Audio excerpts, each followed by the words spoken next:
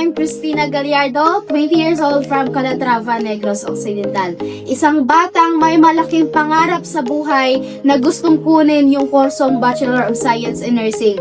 But, hindi po kaya i-provide ng magulang ko kasi yung mama ko po nasa bahay lang, walang trabaho. Yung papa ko din po 18 years sa pagiging jeepney driver pero wala pong pag-asenso.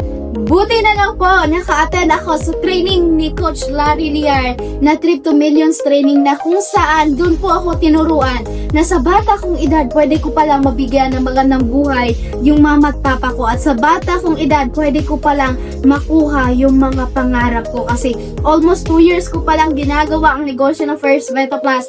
Grabe po.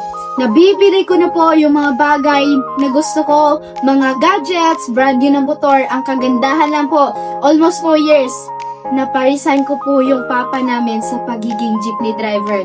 Kung ikaw may malaking pangarap ka at gusto mong mabago ang takbo ng buhay mo, umattend ka lang sa training ni Coach Larry Liar na Trip to Millions training. Yun lamang po, maraming salamat, power, great morning!